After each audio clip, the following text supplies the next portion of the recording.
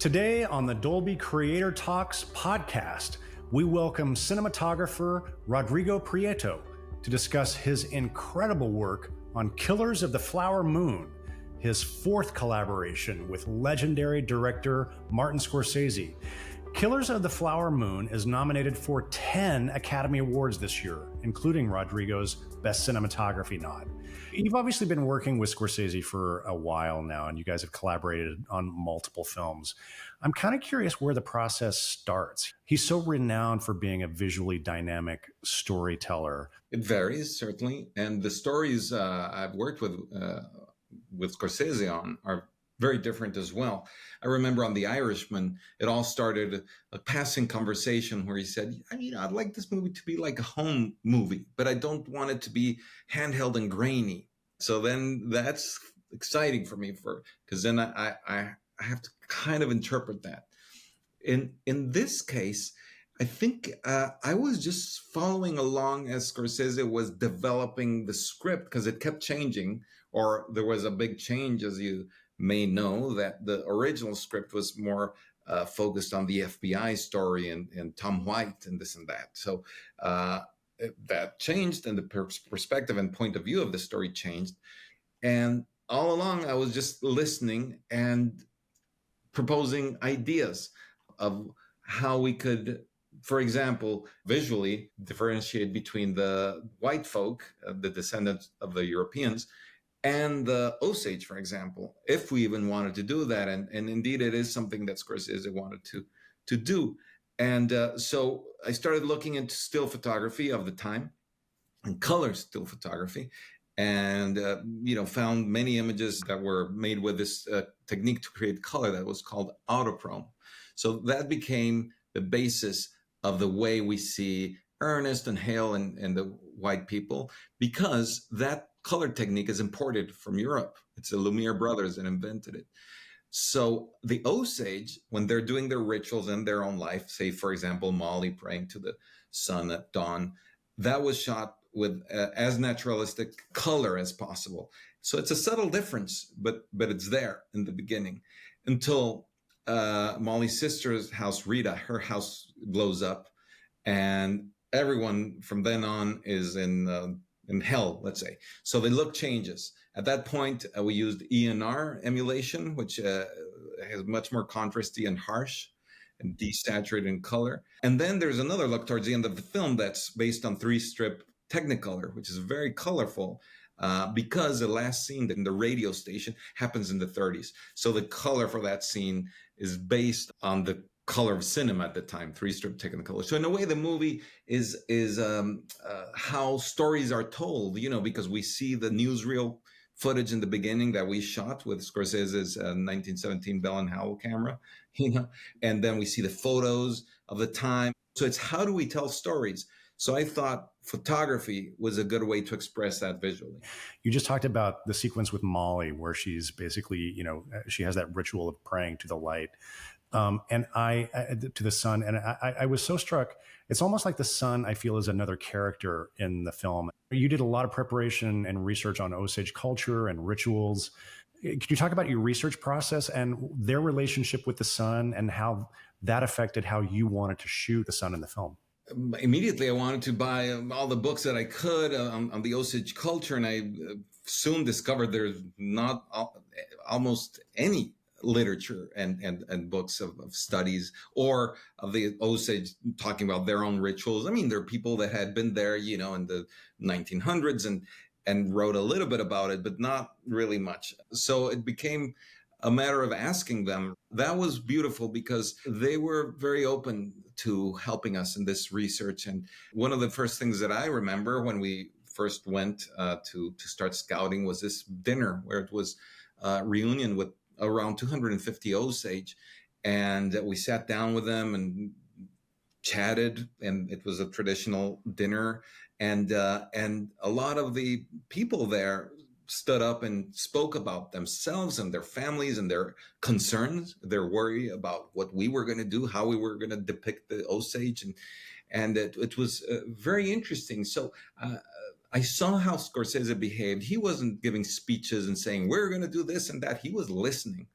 And I think that opened their hearts to, you know, to help us, to tell us what they had in their minds. And so I took advantage of that and started asking them many questions. And I learned that, for example, the villages are built in relation to the sun, the orientation of the sun. And there's a main street that goes east-west. And there's, I don't remember all the details right now, but a lot of it I remember was based on the sun and the sun position.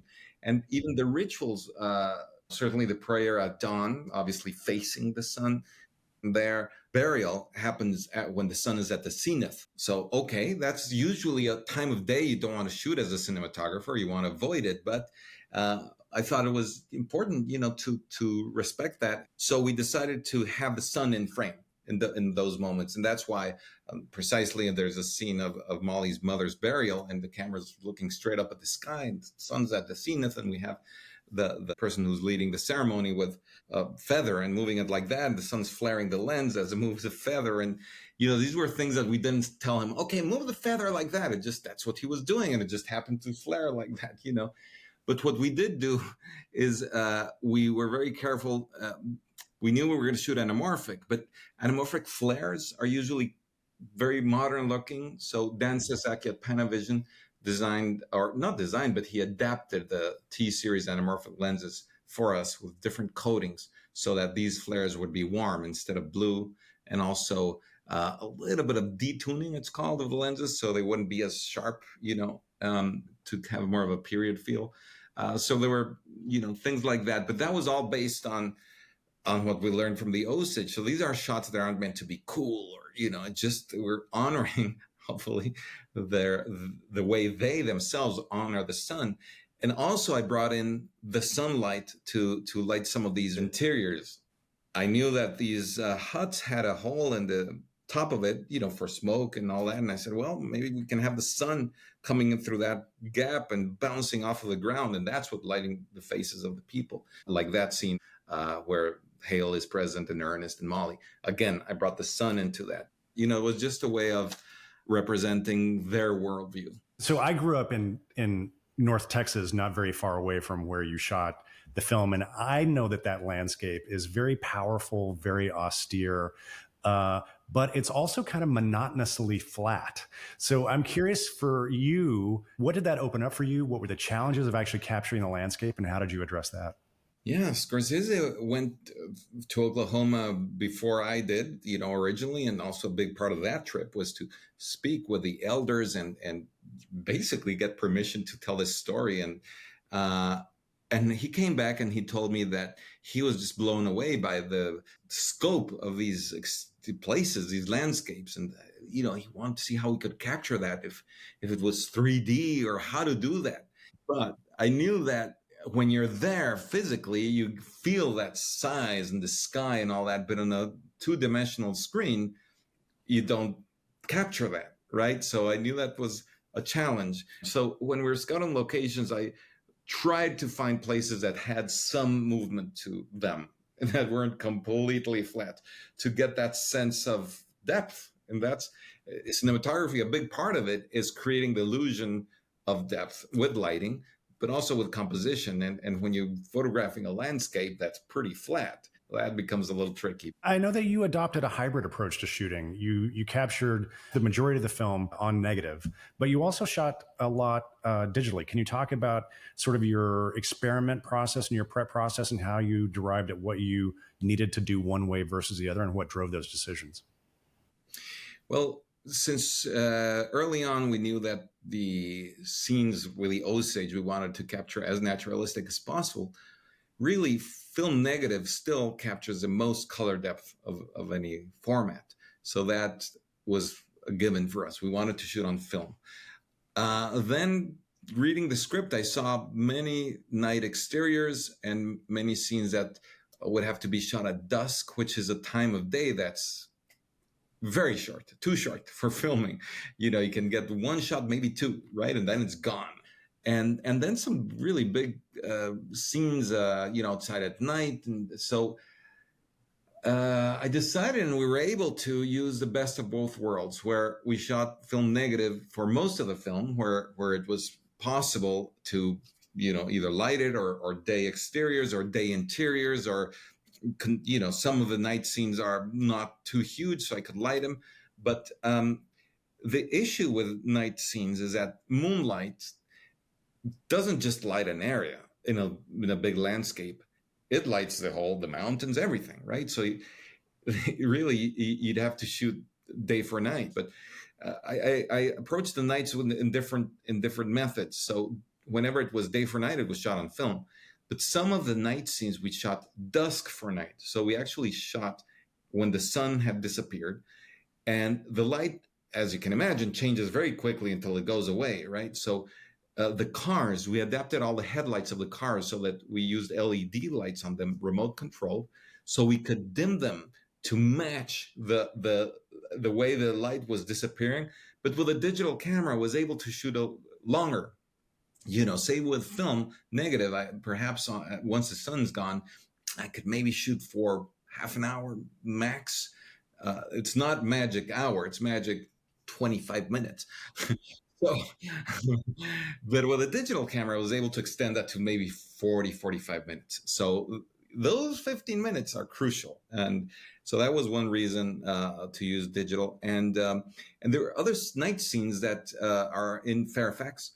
And we learned that at this period of terror, people would put up what they called frayed lights, which is light bulbs in front of their houses, just to pieces of wood with a string with bulbs. And inspired on that, I created huge rigs of lighting that were basically light bulbs strung in frames, different types of frames, huge, like one of them was about, I think about 30 by 20 feet, or I think maybe 40 by 20, hung from an industrial crane in Pawhuska, in the main stretch there for the dance scene at night, for example.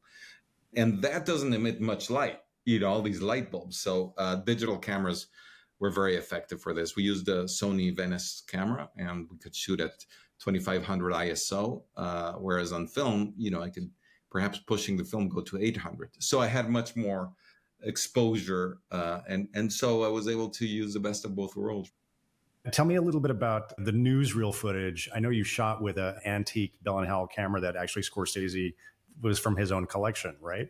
So tell me about getting that camera and shooting those sequences. Yes, I was actually a little bit scared of that, because it's you don't know if the camera is going to have any issues that's been sitting there for a long time. Although he has used it here and there for some small projects. And so what we did is we sent it to Panavision, had them oil the camera and get it ready, and then every lens we looked at the parallax, because it's not reflex. You don't see through the what the lens is seeing. You see through a separate eyepiece. So we had to learn parallax, learn how to do it, and shoot it and test it and see. Oh no, we're not framing it. So it was a process for us to learn, and then the rhythm of the cranking of the camera also was a thing. What we did is that the operator wasn't doing it. It was Trevor Loomis, the camera assistant. So he learned the song. I don't remember which one it is, but he'd be there cranking it, and it was fun. And what you see in the film, the aperture is the actual aperture of the camera. So that's why you see the edges are a little scraggly, and it's not a visual effect or anything. It's the actual aperture of the camera. And most of those in the end were done by second unit. That was Ellen Curris directed that second unit, and Darren Liu shot it. I did a few of them, but she did most of them. And they're very realistic. I mean, you look at the film, they look exactly. In fact, there are a couple of clips that are actual home movies that the Osage did, like the airplane landing. That one's actual, but it matches pretty good with what we did. There are a few scenes that kind of jumped out at me when I watched the movie again. The first one that I wanted to ask you about is that very first dinner scene in Molly's house between Molly and Ernest, and then the storm that comes through. That was such a remarkably beautiful scene of stillness for me. One thing you always have to think of as a cinematographer is the practical matters, and how to approach a scene where it'll have the atmosphere and the look you're going for, but at the same time that the day is achievable, and the other days in the same location. So you're thinking of all these things. So this place was built by Jack Fisk. It's Molly and her mother's house, and he built it on location on this piece of land that has a river on it and has a hill across the river where he built some, structures that look like Gray Horse, which is where they're all from. Amazing. And we were able to locate the house and orient it for the sunset, which we did sunset for sunrise. So the moments that are supposed to be sunrise are actually sunset. But the house itself, including the second floor, we didn't shoot any soundstage. It was right there on location. I had to make sure that the lighting rigged into this place could work for the daytime scenes and the nighttime scenes. An advantage of LED lighting is that now you can have the same unit create warm light like tungsten, and then the same unit change it for daylight. So I had throughout the dining room and living room a series of very low profile panels with LED little lights on them through diffusion, that I was able to do a top light for the table that would match the lamp that was on top of it, and dim it way down so that it would match the oil lamps and, the very low level tungsten light. And Jack Fisk made the wood, which is accurate to the period, pretty dark. So it becomes a very intimate moment with this warm chiaroscuro, of lighting that really falls off. And the thing about this scene is that it happens at night, but many of these scenes we should shoot during the daytime. So we have to create little tents around each window with maybe a small unit of light that creates sort of a moonlight effect. But then Scorsese heard of this story of like 2 days before we shot the scene. Someone talked about this idea of a storm, and that he was in the house of an Osage and the storm happened. And so he wanted to incorporate it. So suddenly it's like, Rodrigo, you have to, make it possible for rain to happen during this scene at night, but you're shooting during the daytime. Okay, so we had to immediately pivot and make these tents much bigger and put lighting for rain and make it possible for the rain rig to fit, challenges like that. So it seems the scene is very still because that's what it is about, but to make it that way is not still at all. You prepare so meticulously. Scorsese obviously has a very clear idea of what he wants the thing to look like visually. And then an idea comes up and you pivot and you go with it. You have to just maintain flexibility on the day. Absolutely, and many moments like that happen in his movies, but have happened on Killers of the Flower Moon, and when an actor suggests something, he will usually go for it. So we have to be ready to precisely pivot. One of my favorite moments like that is the scene right after Ernest goes to look at the aftermath of the explosion of Bill and Rita's house. And he sees this, and he now is realizing the scope of the horror, what they're doing, and he comes back home. He's wrought with guilt. Scorsese had designed a shot, an idea that was just coming in through the doorway, through the porch, and finding the family in the living room, say, for example. And so it was just a point of view of Ernest, and then she would say, "So what happened?" Right? So I prepared that. It was lit for that, and then on that same night we were shooting, he asked Molly, right? And Ernest is walking in, and he tells her, "So where do you think you would be at this moment?" And I'm thinking, oh, she's going to say the dining room or the living room, and it's lit for. She says, "Well, I would go to the basement." Basement? What basement? And we didn't even know if there was a basement on this location. And suddenly, okay, locations, look for a basement. And we went through the kitchen, opened the door. Oh, there's a basement there. So now I had to prepare a shot that went through the house, into the kitchen, and through the door to the basement, right? Immediately, because we're shooting that night, So I need a light source. Go get an oil lamp for the basement, that sort of thing.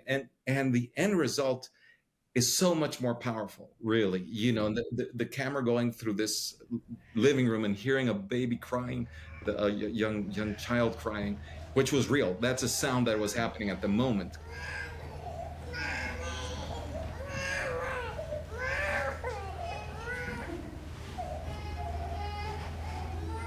And the camera goes and opens and sees her down there in the depth. It's so much more symbolic and powerful.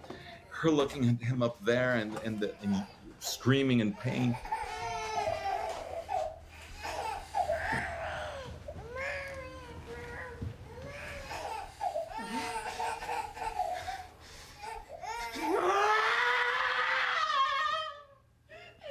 one of my favorite moments in the movie, and it all came from Scorsese listening to his actors. One of my favorite scenes visually in the film is when Robert De Niro's character Hale sets fire to his own ranch in order to collect some insurance money. But you achieved a very interesting, distinctive look for that. One influence for that was Days of Heaven, Nestor Almendros, in the epic fire scene that wasn't lit. It was just the fire. And I remember so strongly these images of the silhouettes of the people trying to put out the fires. So I thought, okay, we'll do something like that. So we set it up where we see a wide shot of the house and, all these gas pipes that are hidden underneath the ground. And we have to super design that. And where's the fire going to be?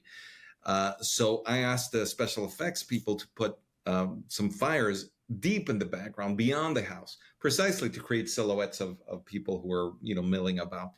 And then, there were other fires, but that for me was what would create the silhouettes. And then we added in front of the lenses of the cameras, we shot it with 2 or 3 cameras. One was a wide shot.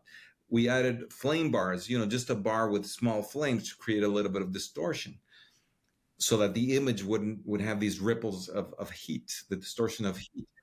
But what happened was that it doubled up because we had these small flame bars close to the lens, but then maybe 50 feet away with a long lens, long focal length, telephoto, the big fire that was in the foreground, but out of shot of the tight camera, it was set up for the big wide shot, created a layer of heat waves that was much more powerful and stronger. And it looks like the image is sort of, being distorted kind of in a liquid way, but that's all it is a distortion of the heat. And what we discovered as we were shooting was that if we pull the focus to the distortion, as opposed to trying to focus on the silhouettes in the background, that's where it really became surreal. And so that's what we did. But we really discovered it right there in the moment. We didn't even test it beforehand. And it was stunning to see as we were shooting. It was mesmerizing. So, and Scorsese had already prepared, unbeknownst to me, some choreography in the background. So that's why the people move in very strange ways back there. That's actually very designed. I was like, what's going on? Why are they doing these weird things? And that's why it was this choreography that he had planned. Molly is very sick at that point. And we go back to her house and she's in bed and she's sort of delirious. But we see the flames in the windows there. It doesn't logically make any sense because their house is miles away from the Hale Ranch. But it's just so magical. You kind of just got away with it. I found that fascinating. Yeah, that's one of those things that Scorsese pushes the medium to a certain extent. He'll allow himself a certain surrealism, and especially in a moment in the story where we're so involved and Ernest is now kind of losing his mind, and Molly also, certainly, she for the sickness and the drugs that she's getting, and Ernest for his guilt. So it's not out of place to be surreal then. And I remember Scorsese saying, could we have some projection onto the walls of fire, light? And I was, well, this room has all these shears on them, the shades actually that go down to the bottom. So it would be a little too weird for the fire to be projected on the wall because it can't go through, So I proposed the idea of projecting the firelight onto the screens themselves. And so I came up with a lighting effect that was basically Mylar and 10Ks through different color gels, bounced off Mylar that was being shaken by, some grips. And that's what's projecting on the windows. Rodrigo, this has been such a fun conversation. I love this movie. Your cinematography was fantastic. It's been a real pleasure to talk to you today. Thank you so much, Glenn. I appreciate it enormously.